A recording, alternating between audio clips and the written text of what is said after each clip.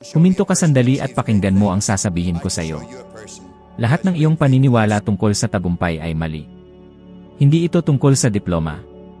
Hindi ito tungkol sa pagsusumikap hanggang mapagod. At maniwala ka, hindi rin ito tungkol sa swerte. Ang tunay na nagbabago sa buhay ng isang tao ay isang bagay na napakasimple na tila katawa-tawa, isang ideya. Isang tanging ideya ang maaaring mag-angat sa iyo mula sa kahirapan at magdala sa iyo sa kasaganaan, ngunit ilan lamang, mga 1% ng mga tao sa buong mundo, ang may tapang na isagawa ito. Ngayon, sabihin mo sa akin, paano kung lahat ng itinuro sa iyo tungkol sa pera ay kasinungalingan? Paano kung ang tunay na yaman ay hindi nasa labas, kundi nasa loob mo mismo? Natuklasan ko ang isang bagay na tuluyang nagbago ng aking buhay, at maaaring baguhin din ito ang sayo. Nagsimula ang lahat sa isang payak na ideya. Hindi ito isang detalyadong plano, hindi rin isang biglaang kapalaran, at lalong hindi isang espesyal na talento. Isa lamang itong ideya. Ngunit ang kapangyarihan ng isang ideya ay halos hindi nauunawaan ng karamihan, dahil kakaunti lamang ang may tapang na itaguyod ito hanggang dulo. Ang ideya ay hindi lang basta pumapasok sa isip, ito ay parang binhi. At tulad ng binhi, kailangan itong itanim, alagaan, at linangin, kahit tila ba walang saysay ang lupa. Naalala ko ng eksaktong paano nagsimula ang lahat sa akin. Wala akong kahit ano noon. Walang diploma, walang oportunidad, walang malinaw na landas. Nagtatrabaho ako sa mga trabahong nakakahiya, mga trabahong tinatanggap ko lang para makabayad ng mga bayarin. Hindi ko pinaniniwala ang maaari akong maging isang tao na may halaga. Hanggang isang araw, isang lalaki ang nag-abot sa akin ng isang aklat, mag-isip at yumaman. Ang mga salitang iyon ay nagpagising sa isang bahagi ng sarili kong matagal nang natutulog. Hindi mismong aklat ang nagbago sa aking buhay, kundi ang ideyang dala nito. Ang ideya na ang aking pag-isip ang lumilikha ng aking realidad. Noon ko napagtanto na hindi kakulangan ng pera o kakulangan ng swerte ang pumipigil sa akin, kundi ang kakulangan ng pasya. Inaasahan kong magbago ang mundo, ngunit ang dapat palang magbago ay ang aking paraan ng pag-isip. Ganyan din ang karamihan ng mga tao. Sinasabi nila, wala akong pera para magsimula, wala akong oras, hindi ko alam kung paano. Ngunit ang mga salitang iyon ay mga dahilan lamang upang takpan ang takot, takot na mabigo, takot na mapahiya, takot na sumubok at hindi magtagumpay. Ako man ay natakot noon. Nang magsimula ako, ang unang ideya ko ay tila katawa-tawa, maglinis ng isang palapag ng opisina kapalit ng 2,180 piso kada buwan. 2,180 piso. Napakaliit nyon na kahit sinong matinong tao ay susuko na agad. Ngunit pinili kong kumilos. At ang maliit na kontratang iyon, na walang halaga para sa iba, ang naging unang baitang ng hagdang hindi ko alam na aking inaakyat. Sa wala pang isang taon, mayroon na akong mga kontrata sa iba't ibang lungsod at kumikita ng higit pa sa inasahan ko. Lahat iyon ay nagsimula sa isang tanging ideya na hindi ko hinayaang mamatay. Ilang beses ka na bang nagkaroon ng isang ideya, ngunit itinapon mo dahil inakala mong hindi ka pa handa? Ilang beses na bang bumulong ang pagdududa na mas mabuting hintayin ang tamang oras, oras na hindi naman dumarating? Ang katotohanan, hindi ka nakatali dahil sa kakulangan ng pera. Nakatali ka dahil hindi ka pa nagpasyang kumilos. Ang pera ay bunga ng ideya, hindi kabaligtaran. Pag-isipan mo ito, lahat ng dakilang bagay ay nagsimula sa wala. Si Henry Ford ay hindi naghintay na makumpleto ang lahat ng piyesa bago gawin ang unang sasakyan. Nagsimula siya sa isang pangitain. Si Thomas Edison ay hindi naghintay ng perpektong kagamitan bago likhain ang bombilya. Nagsimula siya sa isang ideya at higit sa 1,000 pagtatangka. Ang tagumpay ay isinilang mula sa tapang na kumilos kahit hindi pa tiyak ang lahat. Ngayon, isipin mo, kailan ang huling pagkakataon na nagkaroon ka ng ideya at sinundan mo ito ng walang pag-aalinlangan? O baka isa ka sa karamihan, yung masyadong nag-iisip, masyadong nagdududa, at sumusuko bago pa man makapagsimula. Ang isip ng tao ay makapangyarihan, ngunit tamad din ito. Hinahanap nito ang seguridad, kaginhawaan, at lohika. Ngunit walang dakilang bagay ang nalikha sa lohika lamang. Ang tunay na pagbabago sa buhay ay nagsisimula sa pananampalataya sa ideya bago pa man makita ang ebidensya. Marahil tinatanong mo ngayon, paano kung hindi ito gumana? At ibabalik ko ang tanong sa iyo, paano kung gumana? Paano kung ang ideyang iyon ang nawawalang piraso na magbabago ng lahat? Ang pinakamalaking pagkakamali ng isang tao ay ang ibaon ang pangarap dahil tila maliit ito. Nagsimula ang negosyo ko sa paglilinis gamit lamang ang isang basahan, isang timba, at isang ideya. Hindi ako negosyante. Wala akong mga mamumuhunan. Ngunit mayroon akong pangitain, at ang pangitain ay siyang gasolina na nagpapasindi sa anumang makina. Ipinapakita ngayon ng makabagong agham ang isang bagay na kamangha-mangha. Kapag buong puso kang nakatuon sa isang ideya at kumikilos ng naayon dito, ang utak ay lumilikha ng mga bagong koneksyon, mga bagong paraan ng pag-isip. Para bang nagsisimula itong maglatag ng daan upang maging totoo ang iyong iniisip. Pinatutunayan ng mga pag-aaral sa agham ng utak na hindi nito natutukoy ang pagkakaiba ng totoo at ng matinding naisip. Ibig sabihin, kapag pinanghahawakan mo ang isang ideya ng may damdamin at pananampalataya, ang iyong katawan at isipan ay sabay nakikilos upang ito ay maging realidad. Wala akong ideya kung paano pamahalaan ang isang negosyo noon. Nagkamali ako, nabigo, nainis, ngunit nagpatuloy ako. Bawat pagkakamali ay naglapit sa akin sa tagumpay. At bawat maliit na pag-unlad ay nagdadala sa akin ng mas matibay na tiwala sa sarili. Natutunan ko na ang pagkilos ang siyang gamot sa takot. Ang takot ay hindi nawawala bago ka kumilos, nawawala ito pagkatapos mong kumilos. Kaya gusto kong gawin mo ngayon ang isang bagay na praktikal. Kumuha ka ng isang piraso ng papel at isulat mo ang isang ideya na, kapag isinabuhay, ay kayang baguhin ang direksyon ng iyong buhay sa loob ng 12 buwan. Huwag mong alalahanin kung tila imposible ito, kung nagdudulot ito ng pagdududa, o kung tila masyadong malaki. Isulat mo lang. Sapagkat ang simpleng pagkilos ng pagsusulat ay nagsisimulang magbigay buhay sa kung anuman ang nasa iyong isipan. Noong una kong ginawa ito, parang katawa-tawa. Naramdaman kong parang hangal ako sa pagsusulat ng mga layuning hindi ko man lang alam kung makakamtan ko. Ngunit doon nagsimula ang lahat. Ang pirasong iyon ng papel ang naging simula ng malaking pagbabago sa aking buhay. At kung gagawin mo rin ito, marahil yun din ang magiging simula ng sayo. Ngayon, sabihin mo sa akin ng tapat, ilang ideya na ba ang dumaan sa'yo na hindi mo tinupad? Ilang beses nang nanaig ang takot? At higit sa lahat, hanggang kailan mo hahayaang lumipas ang oras bago ka kumilos? Sapagkat hindi maghihintay ang mundo. Ang mga pagkakataon ay dumaraan na ngayon mismo sa harap mo, nakatago sa anyo ng mga ideyang hindi mo pa pinapangarap na sundan. Hindi magbabago ang iyong buhay kapag nagkaroon ka ng mas maraming pera. Magbabago ito kapag nagpasya kang ang isang ideya ay karapat-dapat sundan hanggang sa dulo. Sapagkat ang isang ideya ay nagkakaroon lamang ng kapangyarihan kapag ito ay sinamahan ng desisyon at pagkilos. At maniwala ka, ang unang hakbang palagi ang pinakamahirap hanggang sa gawin mo ito. Pagkatapos noon, unti-unti nang magsisimulang gumalaw ang lahat. Kaya kung may isang bagay sa loob mo na humihiyaw para sa pagbabago, huwag mo itong baliwalain. Huwag mo itong pag-isipan ng sobra. Huwag mong hintayin ang tamang oras. Ang oras ay ngayon. Ang iyong ideya ang simula ng lahat. At maaaring ito ang mag-aangat sa iyo mula sa pagkakabstagnate at maglalagay sa iyo sa dalas ng tagumpay. Ang tanging kailangan mo ay ang tapang na paniwalaan ito ng sapat upang kumilos. Nang magsimula akong kumita ng tunay na pera, mga halagang katumbas ng mahigit 5 milyong piso, wala talagang nagbago sa aking katalinuhan.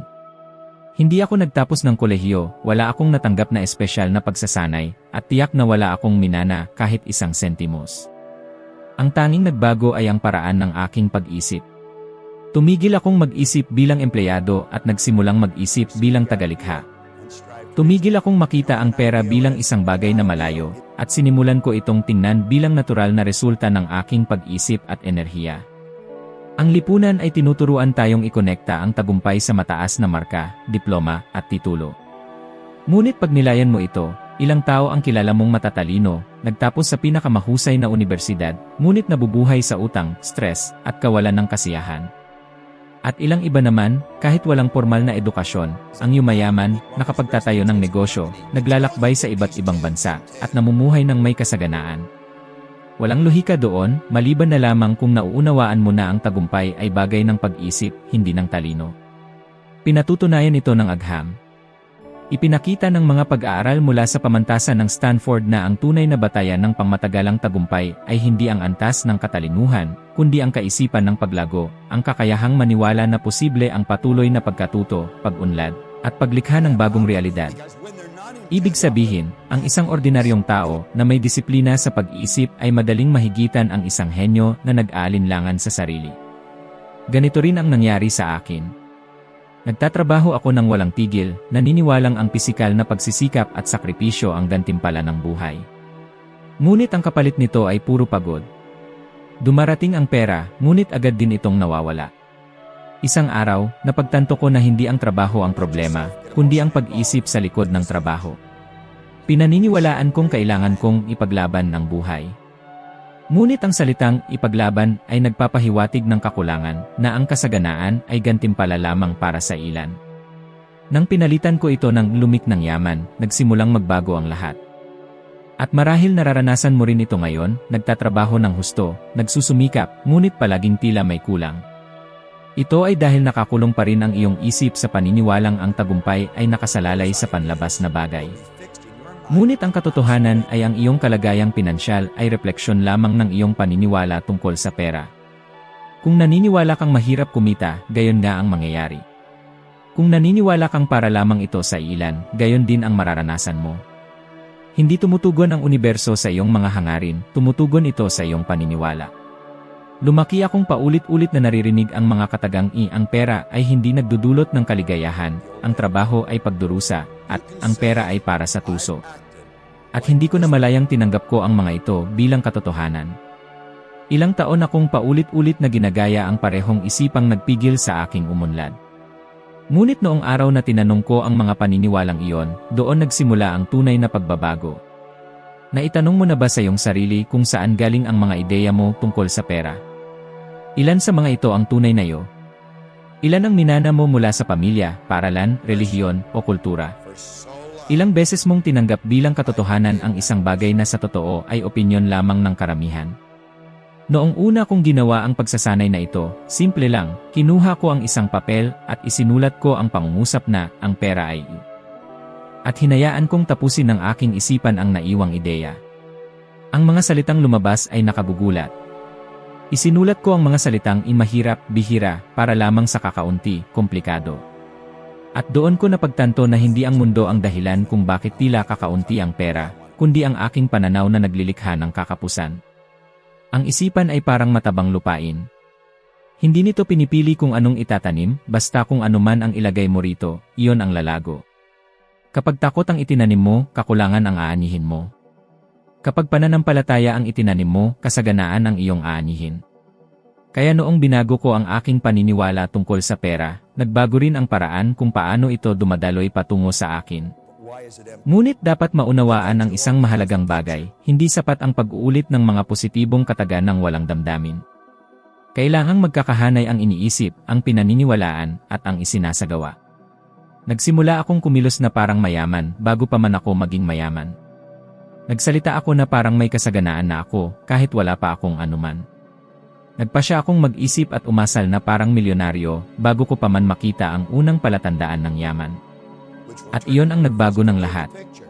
Madalas sabihin ng mga tao, kapag nagkaroon ako ng pera, saka ako magiging masaya. Ngunit ang katotohanan ay kabaligtaran, kapag naramdaman mong masagana ka na, saka darating ang pera.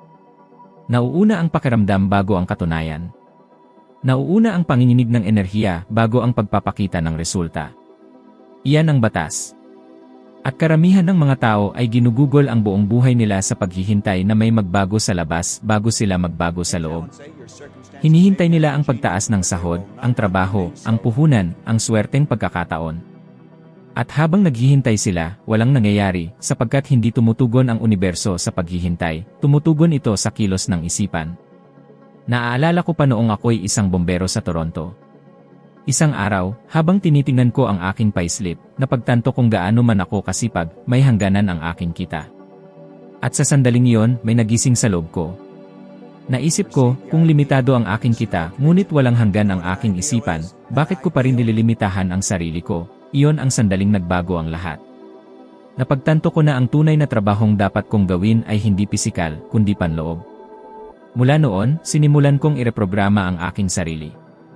Pinalitan ko ang pariralang kailangan kong magbanat ng buto para kumita, nang madali kong nililikha ang yaman sa pamamagitan ng aking layunin at isipan. Sa simula, tila kasinungalingan iyon.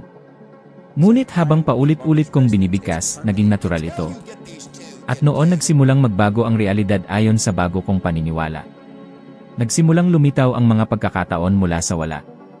May mga taong tama para sa akin na biglang dumarating. Bumubukas ang mga pintuan kung saan dati ay pader. Ngayon, kapag lumilingon ako, nauunawaan kong hindi kailanman talino ang naging susi. Pulang mundo ng matatalinong tao na nabubuhay sa kakulangan, at ng mga payak na taong namumuhay sa kasaganaan. Ang kaibahan ay nasa kung ano ang pinaniniwalaan nilang posible. Kaya kung pakiramdam mo ay binibigay mo na ang lahat, ngunit tila wala ka pa ring nararating, marahil hindi pagsisikap ang kulang, kundi bagong paraan ng pag-isip. Ang iyong isipan ang tunay na makina ng kasaganaan. Kapag binago mo ang iyong pananaw tungkol sa pera, magbabago rin ang paraan ng pagdaloy nito sa iyong buhay. Hindi ito tungkol sa pagkatuto ng higit pa, kundi sa pagkalimot sa mga paniniwalang pumipigil sa iyo. Sapagkat hanggat naniniwala kang ang tagumpay ay para lamang sa ilan, mananatili itong ganoon. Ngunit sa sandaling pasiyahan mong ito ay karapatan mo, magsisimula itong lumapit sa iyo. Simple lamang ang formula, ang pera ay hindi kailanman ang problema. Ang isipan ang tunay na ugat. At kapag binago mo ang isipan, kasabay nitong nagbabago ang lahat. Sa loob ng maraming taon, nabuhay akong bilang bihag ng isang bagay na walang nakakakita, ngunit ganap na kumokontrol sa aking buhay. Hindi iyon ang mga utang, ni ang kakulangan ng oportunidad. Iyon ay takot. Isang tahimik na takot, nakatago sa anyo ng pag-ingat, lohika, at mabuting katwiran. Inakala kong ako'y nagiging makatotohanan, ngunit sa totoo lang, ako'y natigil lamang sa takot. Hinahadlangan ako ng takot na gawin ang susunod na hakbang, at hindi ko man lang namamalayan. Tinitignan ko ang mga matagumpay na tao, at iniisip kong sila ay kakaiba, mas matapang, mas handa. Hindi ko nauunawaan na ang tanging kaibahan ay kumikilos sila kahit natatakot. Malinaw kong naaalala ang araw na napagtanto ko iyon. Nasa likuran ako ng isang punang taong silid habang may nagsasalita sa entablado, isang lalaking may presensya, at tiwalang tila kontrolado ang hangin sa paligid niya. Ang pangalan niya ay Bill Goff. Habang pinagmamasdan ko siya, pumasok sa isip ko ang isang kaisipan, kung makapagsalita lang ako ng ganoon, kung magkaroon ako ng ganoong kumpiyansa, mababago ko ang aking buhay, at agad sumunod ang tinig na palaging nasa isip ko, pero hindi ikaw yan. Hindi ka sapat. Mapapahiya ka lang, at nanatili akong nakatigil. Tulad ng dati. Hanggang sa bigkasin ni Bill ang mga salitang tumama sa akin na parang suntok sa sikmura. Kung nais mong maging malaya, kailangan mong maging ikaw mismo. Sa sandaling iyon, tila tumigil ang lahat sa loob ko. Napagtanto kong sa buong buhay ko, sinusubukan kong magkasya sa mga hulmang hindi naman akin. Palagi kong pinipilit na mapasaya ang iba, na maging kung ano ang inaasahan nila sa akin. At habang ginagawa ko iyon, lalong lumalayo ako sa tunay kong pagkatao. Ang takot na hindi matanggap ay ginawang bilanggo ang aking kaluluwa. Ako ay humihina, ngunit hindi talaga nabubuhay. Ilang ulit mo na bang naranasan ang ganoon? Ilang pangarap na ang hinayaan mong mamatay dahil sa takot sa sasabihin ng iba? Ilang beses ka nang nagkaroon ng kamanghamanghang ideya, ngunit umatras dahil naisip mo, paano kung pagtawanan nila ako?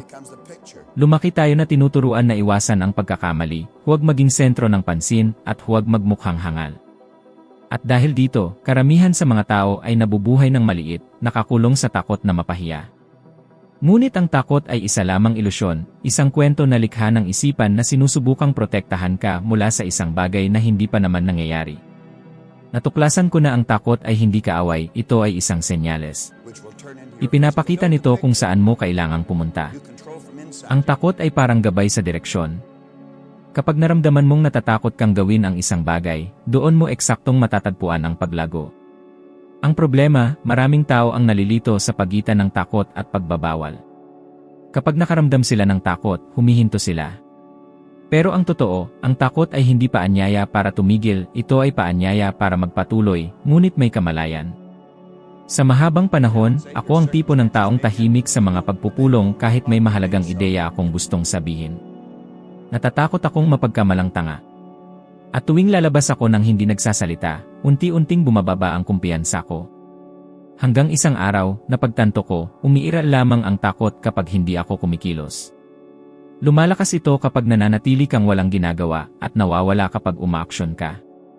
Sinimulan kong pilitin ang sarili kong gawin ang mga bagay na kinatatakutan ko. Sa simula, nanginginig ang aking mga kamay. Nauutal ang boses. Tumitibok ng mabilis ang puso. Ngunit ginawa ko pa rin. At isang kamangha-manghang bagay ang nangyari, sa bawat pagkakataong hinarap ko ang takot, humihina ito. Ang mga bagay na dati kong iniiwasan, naging natural na sa akin. Doon ko lubos na naunawaan, ang tapang ay hindi kawalan ng takot, kundi ang desisyong kumilos kahit natatakot ka. At marahil, sa sandaling ito, nakakulong ka rin sa parehong uri ng takot. Takot magsimula ng bagong negosyo, takot magpalit ng karera, takot magpakita, takot mabigo. At habang pinakikinggan mo ang takot na iyon, nananatiling pareho ang iyong buhay. Maaaring tinatawag mo itong kaligtasan, ngunit ito ay simpleng pagkakahinto. Wala pang dakilang bagay ang itinayo ng takot sa panganib. Isa sa mga pinakamarunong na taong nakilala ko, si Earl Nightingale, ay nagsabi ng isang bagay na hindi ko malilimutan, madalas maliitin ng mga tao ang kaya nilang gawin, at labis namang pinahahalagahan ang kakayahan ng iba. Noong una kong narinig ito, akala ko magandang linya lang iyon, pero hindi para sa akin. Naisip ko, para yon sa mga taong mas magaling, hindi para sa tulad ko. Hanggang sa isang araw, naintindihan ko kung gaano ako nagkakamali. Walang sinuman ang mas espesyal, mas handa, o mas karapat-dapat. May mga taong simpleng nagpasyang kumilos, kahit natatakot sila. Ang pagdududa ang pinakamasamang magnanakaw na umiiral. Ninanakaw nito ang mga pangarap, winawasak ang mga ideya, at pinapatay ang potensyal bago pa ito mabuo. At habang pinapakain mo ang pagdududa, mas lalo itong lumalakas. Nagtatago ito sa anyo ng pagiging maingat o responsable, at pinapaniwala kang tama lang na umatras. Ngunit sa bawat pagkakataong sumusuko ka sa pagdududa, ibinibigay mo ang isang piraso ng iyong kalayaan. Ngayon, gusto kong hamunin ka. Isipin mo ang isang bagay na hindi mo ginawa nitong nakaraang 12 buwan dahil sa takot. Isang proyekto, isang usapan, isang desisyon. Isulat mo ito. At isipin mo kung gaano kalaki ang halaga ng hindi pagkilos. Dahil ang takot ay hindi lamang pumipigil sa iyo sa pagkuha ng bago, pinapawala rin nito ang mayroon ka, ang tiwala sa sarili. Matagal kong kasama ang takot. Noong nagpasya akong magbukas ng unang negosyo ko, labis akong natakot. Wala akong alam tungkol sa paglilinis, walang plano, walang kasiguruhan. Pero sinabi ko pa rin ang At iyon ang pinakamagandang desisyong ginawa ko. Dahil sa huli, hindi ang tagumpay ng negosyo ang nagbago sa akin, kundi ang tapang na magsabing, kahit walang katiyakan. Natutuhan kong ang tapang ay desisyon, hindi damdamin. Hindi mo kailanman mararamdaman na ganap kang handa. Ang ihanda ay salitang likha ng takot upang panatilihin kang nakatigil. Ang pagkilos ang gamot. Kapag kumikilos ka, lumiliit ang takot. Kapag tumatakas ka, lumalaki ito. Kaya ngayon, may praktikal akong mungkahi. Pumili ng isang bagay na alam mong dapat mong gawin pero matagal mo nang iniiwasan dahil sa takot. Isang simpleng hakbang, maaaring humiling ng pagkakataon, tumawag sa isang tao, magbahagi ng nilalaman na matagal nang nakaimbak, o sabihin ang nararamdaman mo. At gawin mo. Kahit mabilis ang tibok ng puso, kahit nanginginig ang boses, gawin mo pa rin. Sa unang sandali, mararamdaman mong hindi ka komportable.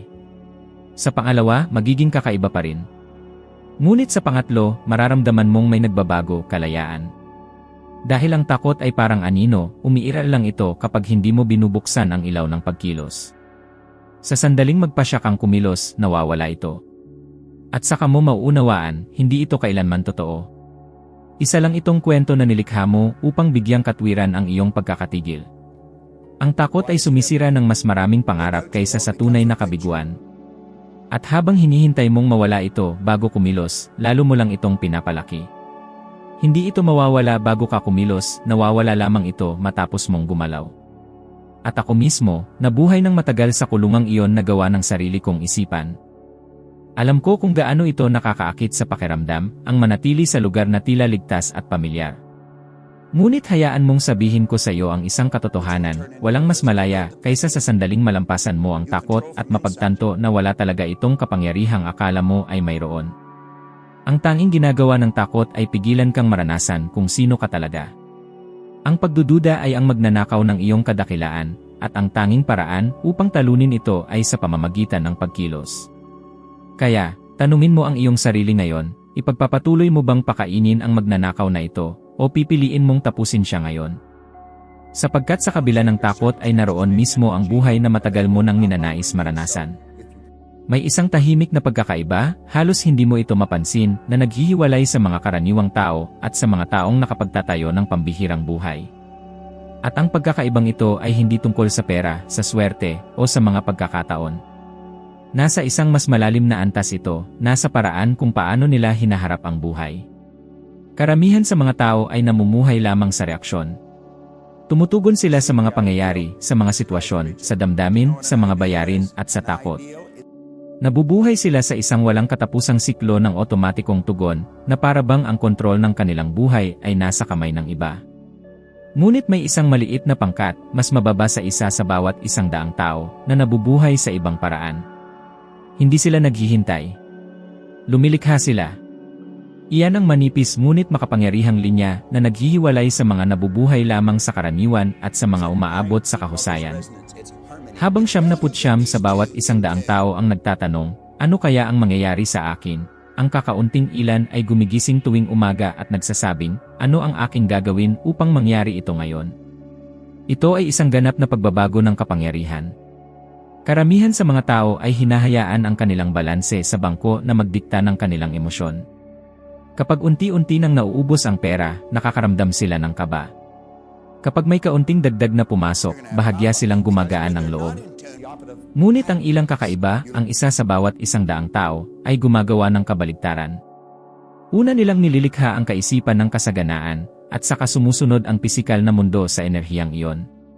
Nauunawaan nila ang isang bagay na tila kabaliwan sa iba, na ang realidad ay hindi isang bagay na natatagpuan mo, ito ay isang bagay na nililikha mo. Noong nagsimula kong maunawaan ito, nagbago ang lahat sa loob ko.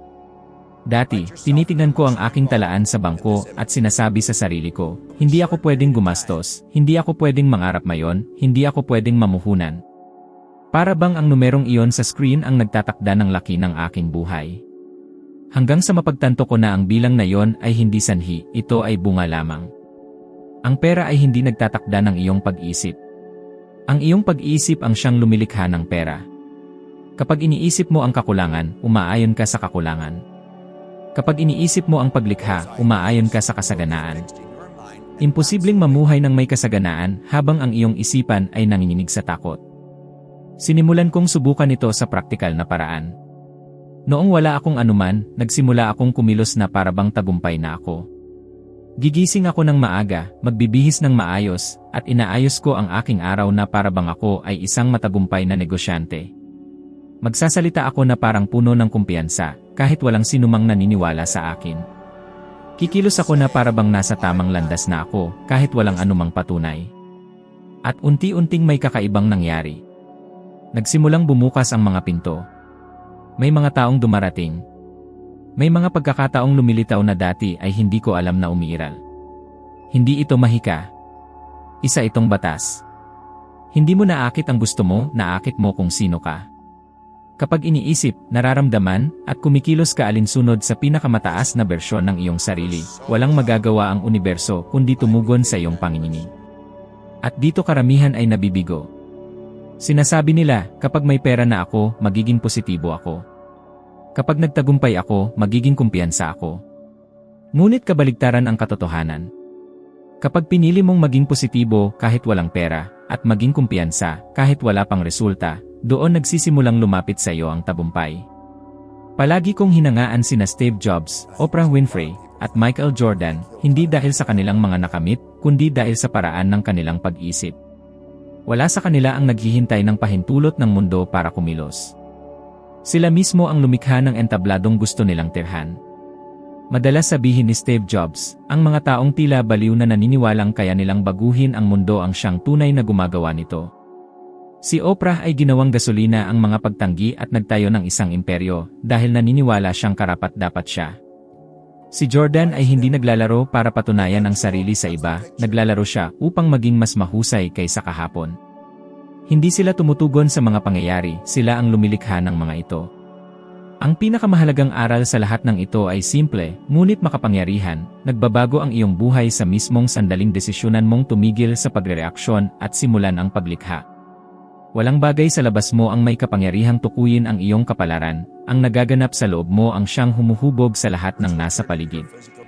Ang takot, ang pagdududa, ang mga kalagayan, lahat ng iyon ay nawawala kapag pinili mong kumilos bilang tagapaglikha ng sarili mong realidad. At tandaan mo ito, hindi mo kailangang maging handa, kailangan mo lang magpasya. Sapagkat bawat hakbang na iyong ginagawa patungo sa tamang direksyon, gaano man ito kaliit, ay ganap na binabago ang panginginig ng iyong buhay. Ngayon, ang susunod na antas ng iyong pag-unlad ay naroroon na, sa video na nakikita mo ngayon sa iyong screen. Doon, akyat ka ng isa pang baitang sa iyong paglalakbay ng karunungan at magiging bahagyang mas mabuti kaysa ikaw ngayon. Maraming salamat sa pagsama sa akin hanggang dito, hinihintay kita sa susunod na video.